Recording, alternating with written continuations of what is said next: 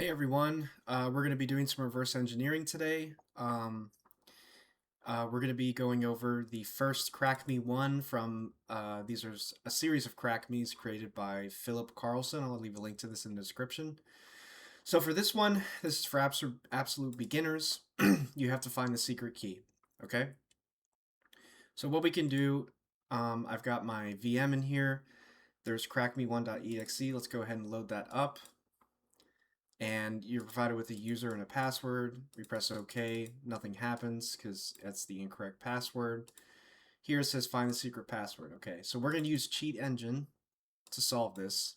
Cheat Engine is a very powerful tool, not just for game hacking, but also for software as well, reversing software. So we're going to open the Crackme one in Cheat Engine. Now we don't really know what we're looking for, so let's go into memory view, and let's go into view and then reference strings, because what we're going to do is we're going to see if there's any mention of like password or correct or anything like that. So let's do a control F and let's search for password. And down here we have some interesting strings, right? Here's a congratulations message. So let's definitely click that and double click on where it is in memory. And this is the message that would appear after entering the correct password, right?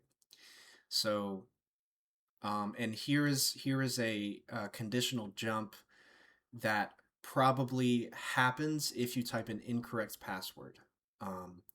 Because otherwise, if it doesn't happen, it'll just continue to push stuff onto the stack, and then it's probably going to call the message box function to display this message.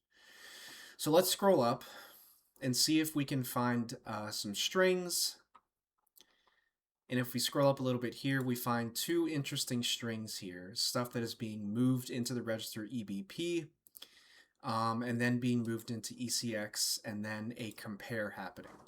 This series of events is very telling, and it's probably a string compare to see if the user has typed in the correct password. So what we're going to do is we're going to write this down so we can keep track of this, right? Actually, in Cheat Engine, we can add this interesting code to the add to the code list. Yes. What name do you want to give?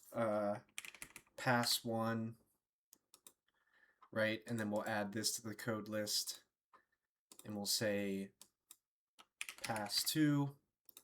And to open up your code list, go to advanced options, and then as you can see here, it'll display the information. And I think if you double click, it'll go right to in memory.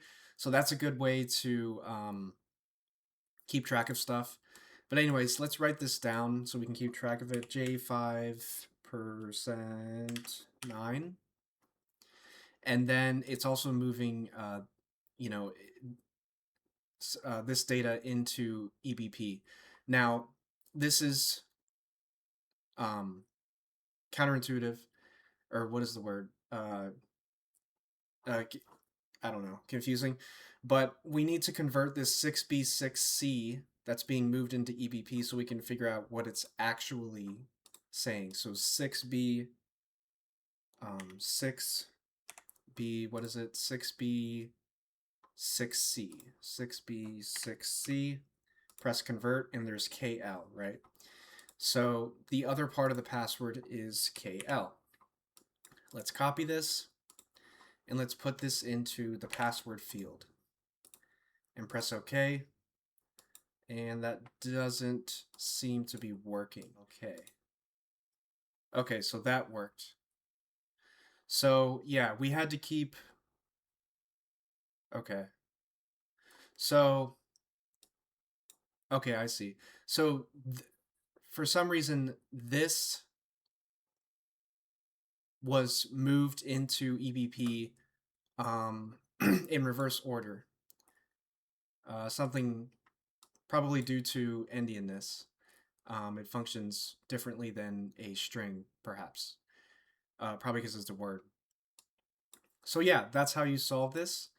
Um, so here's another way to solve this that doesn't involve if doesn't let's say you can't find the password, and we can do something called patching, where we change a little bit of the code here to